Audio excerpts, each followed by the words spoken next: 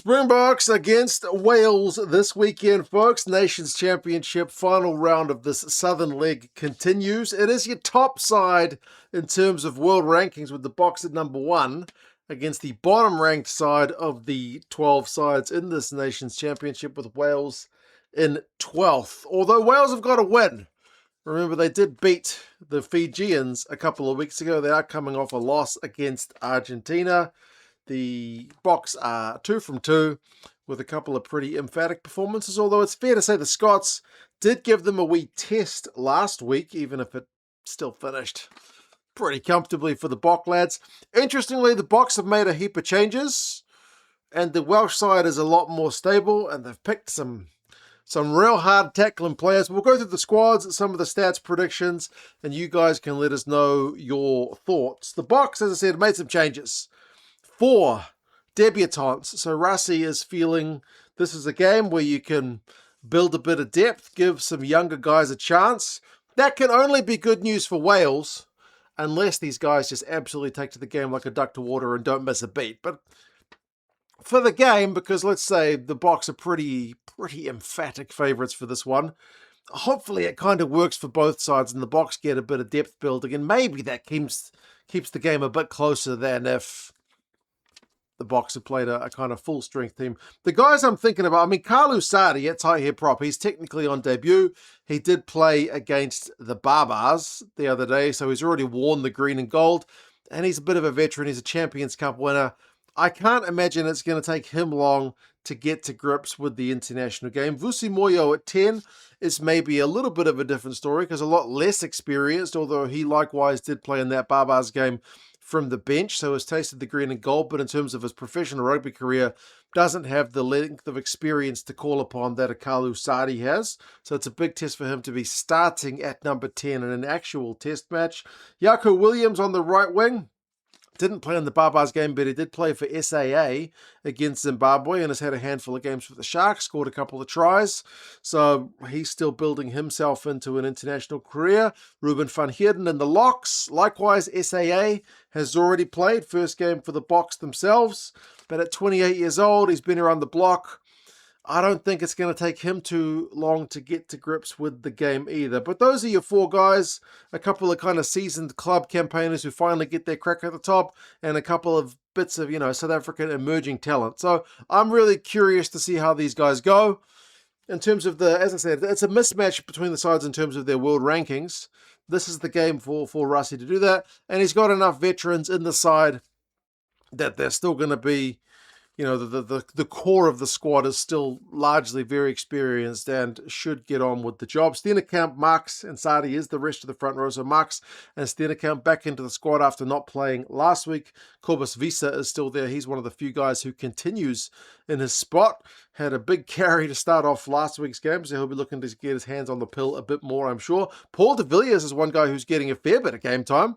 Rassie must be happy with him because this is 3 games in a row. Rassie loves a hard-tackling loose forward who competes at the breakdown, doesn't he? And then Peter Steph-Tutoy captains the side once again.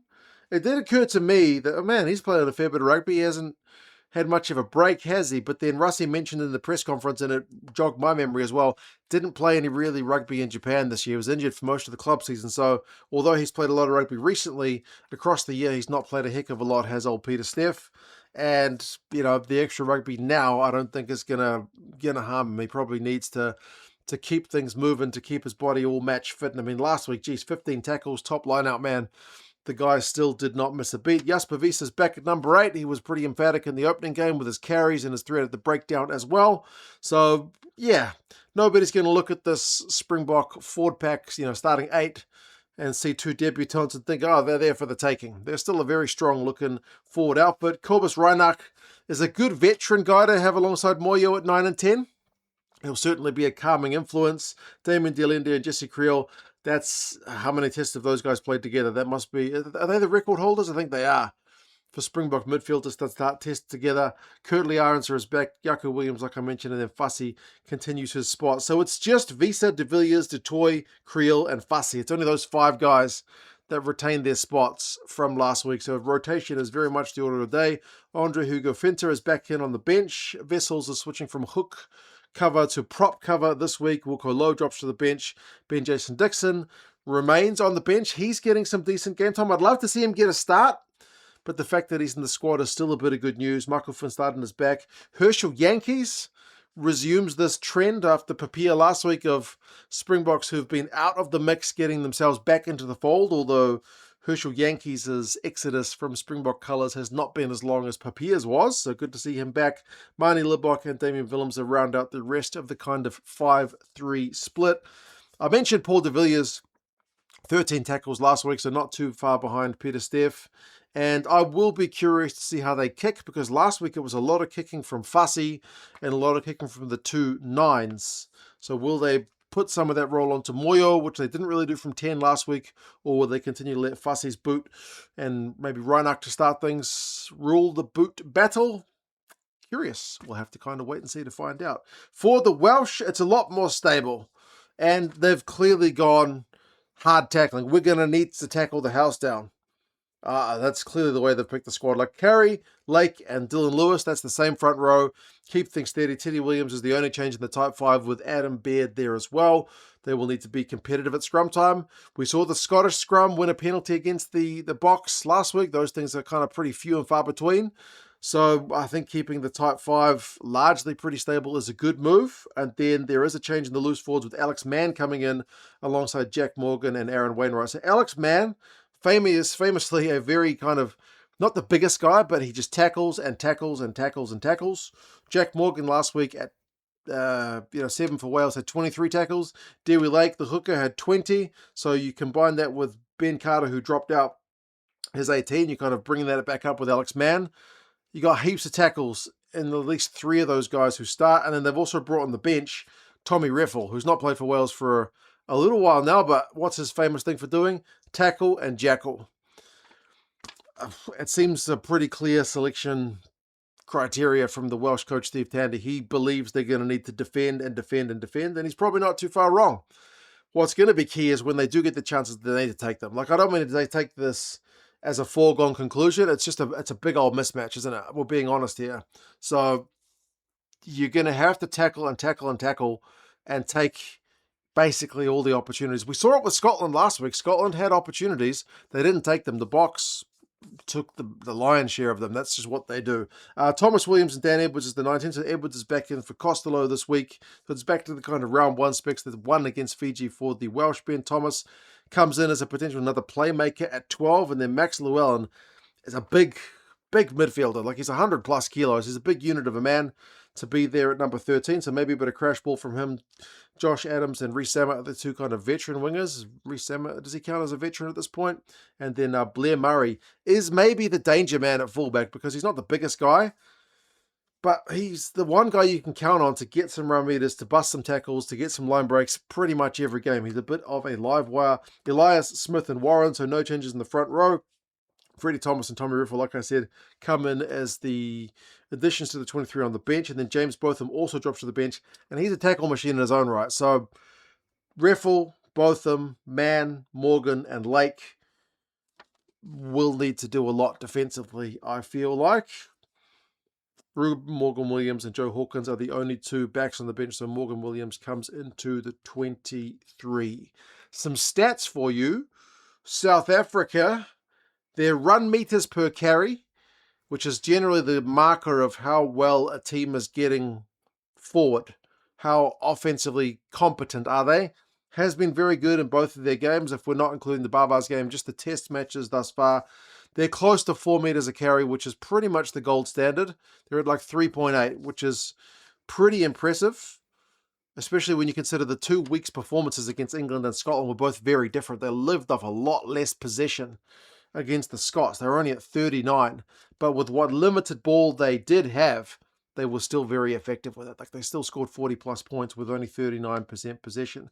They are deadly in the opposition 22. The conversion rate is very, very high, and they are pretty stingy on defense as well. They don't let other teams convert from those 22 entries.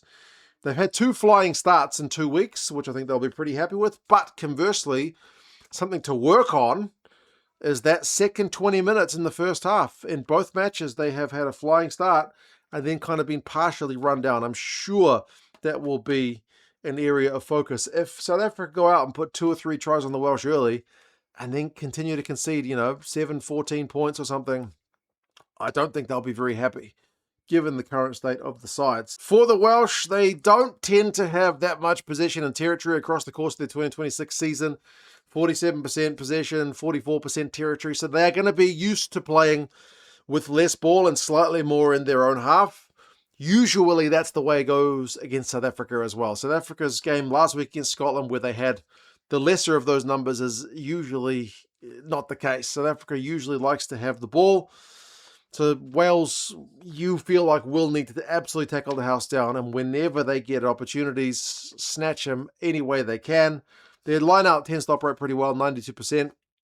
So they will need any set-piece ball to be going their way. The scrum will need to hold up. Last 5 results is 5-0 in favour of the Boks. So they haven't lost any of the last 5. They have lost to Wales in kind of recent years, and that was in South Africa back in 2022 when Wayne Pivac, I think it was still in charge of Wales. They went and got a 1-point victory in Bloemfontein, 13-12. I seem to remember that game Wales didn't play as well, but they won it, and the week before they'd played a bit better and they'd lost it. So it's not that long since they've tasted a victory, but things have really gone different trajectories for both these teams. It wasn't that long ago that Wales against South Africa, you knew was going to be an arm wrestle. It might be a bit ugly, but it'd be like edge of your seat, who's going to flinch first kind of game. But in recent years, 73-0 last year, 45 points to 12 the year before, and then a 41-13 there as well. Like there's been some pretty big blowouts from the Boks. The Boks have just continued going, and the Welsh have dipped a bit, but yeah, hopefully they can keep it a bit closer than at least 73-0. They are predicted to do so. It's not predicted to be all that bad. The bookies are saying by 40, and the Rugby Forecast algorithm saying by 38. So it's not predicted to be a close match. It's supposed to be a bit of a blowout. Is it not Durban? Andrew Brace is the ref. It's a kind of evening kickoff over in South Africa. Fingers crossed it ain't 50, 60 points difference, but the Bok team's pretty good. They just have a couple of untested players, or a handful of untested players at test level. It'd be the upset of all upsets if Wales can get a win, but I think more realistically they need to look at performance levels. I don't mean to be a downer. I'm just trying to be, as I said, kind of realistic. Go in there, make your tackles, keep your heads high, keep it close for a half, and then, who knows, see what happens in the second. But you guys let me know your thoughts on the match. How do you reckon this one is going to go? What do you think is a good margin for each of these sides? What are you looking to see from the debutantes if you're a South African fan? You guys take care, subscribe. I'll talk to you guys again soon. See you later.